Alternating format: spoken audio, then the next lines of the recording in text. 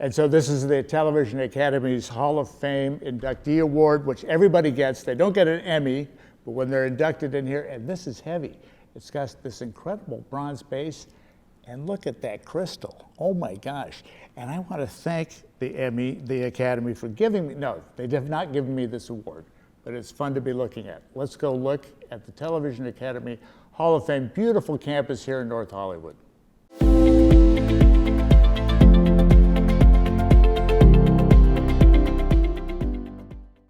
So we're here at the Saban Media Center in North Hollywood. We are at the Television Academy Hall of Fame, and Tom Sanchez is here with me. Who is this lovely lady in between us? This is Emmy.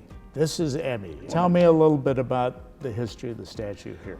Well, Emmy was designed by Louis McManus, who was, like many people that come to the United States, he was in exile. He was a Mexican exile. Okay. And he came with his family. He was 12 years old, and he found his way to the Hal Roach Studios. He was editor of Laurel and Hardy films and Little Rascals films. Wow. And then from there, he found his way into early television. Sid Cassett, who founded the Motion Picture Academy, the Television Academy, commissioned Louis McManus to design a statue on the par with the Oscars. And so originally it was going to be called the Emmy. But Which because is after the tube and the camera, the image orthogon. Image orthogon, yeah, right. yes, tube. But because McManus's wife, IMMY. right? It was originally IMMY, when the statue was presented, and because it was so recognizably a woman, supposedly McManus's wife modeled it, it was called Emmy. Yeah. And this is the muse of art coupled with the electron of science. Yes. So tell me a little bit about, we're going to walk around and look at all the beautiful statues here in the Hall of Fame. But tell me a little bit about why we're in North Hollywood. Well, North Hollywood is really the hub of the American television industry. Explain that. Sure.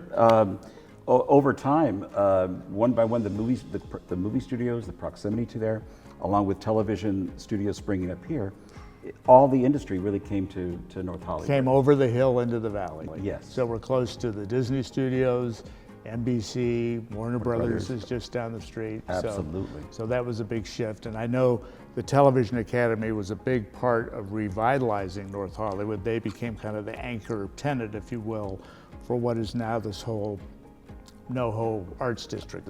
So let's talk about some of the Hall of Fame inductees. Sure. And I know you are a Lucille Ball expert, and it feels like she's sometimes the source of the Nile when it comes to everything television. I know she's not totally that, but just in terms of sitcoms and what made it grow. So Tom, here we are with Lucy and Desi. Wow. Lucille Ball was one of the first inductees in 1984. What's Desi saying to Lucy? Honey, stay here. Let me take care of everything. Just knock it off. Good. So these are the original Hollywood power couple. Absolutely. In terms of television. Very much so. And he is now finally getting the due that he deserves, because he was it all go to Lucille before? It did, and certainly, God knows, without her talent and without her mentorship, the I Love Lucy show would not have been the big success that it was. But a lot of that is also attributed to Desi. Well, and one of the big things was her insisting a Hispanic leading man, right? Which never would have happened. Never would have happened, and she insisted. She was the star of a popular radio show, My Favorite Husband. Right. And William Paley, the head of CBS, wanted her to transfer to television. Yeah. She said, "Yeah, I'll do it, but only if Desi Arnaz, my real husband, plays my husband on the show." They set the standard for the way programming is done in countries around the world. Okay, great. Well, let's go look at the next one. Sure. So Tom, Betty White. I mean, still going at 99? 99. 99. I want her vitamins. What are your vitamins, Betty? And a local girl. Local girl makes good. Yeah. Raised in LA, started in LA radio, did a few films, and then she, like Lucy, brought her own radio show to television. Wow. Life with Elizabeth. Yeah, and then all the many sitcoms she's been a part of. And she produced Life with Elizabeth, so she was really the first first actress to produce her own television show. Wow. So George Lucas and owning your property isn't as new and innovative. No, She was doing it. She was doing it. Wow, wow. As he was in diapers. And so in terms of a strong woman in the television industry, we got Lucy, we got Betty. Let's go look at Ethel Winant. Sure, let's go. So Tom, Ethel Winant. Ethel Winant, pioneer in every sense of the word. She was one of the first female casting directors in television. She worked first with Rod Serling and worked with him from The Twilight Zone to all the other projects he did on TV. And she later ventured into producing. She was one of the first women producers of dramatic television. And I have a personal story, as I worked with Ethel at Metro Media Producers Corporation. Wow. So as a young TV executive, she was so nice in telling stories about Rod Serling and I mean, she knew we were all, hero worshipers of hers. And, and she was just a very nice lady. Yeah. Great to know that. Yeah. So let's go look at some more. Sure. So Tom, Mary Tyler Moore. Mary Tyler Moore, one of the great examples of great talent that's been mentored. Lucy and Danny Thomas can take credit for that. Okay. Because Danny Thomas was searching for an actress to play the wife of Rob Petrie, the writer, and he liked her. And so he cast her, but then who did he go to get like a second opinion from?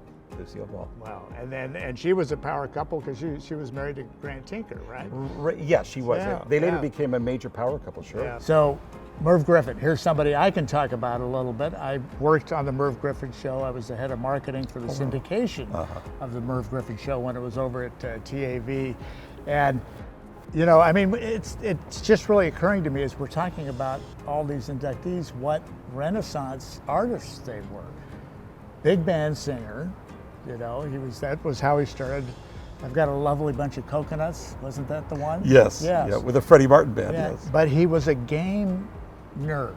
So he loved puzzles, he loved games, he was a host of a game show, and of course famously created Jeopardy. Right. And Wheel of Fortune. Right. So this is a man that had incredible business acumen.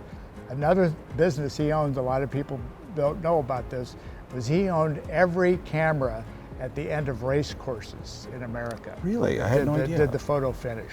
Okay. The man was amazing. What can you tell us about Merv? Well, Merv Griffin was one of the legendary talk show hosts. He really elevated the talk show into great discourse of politics and culture and the arts. And so many of his shows were devoted to either one person in that area or to a theme.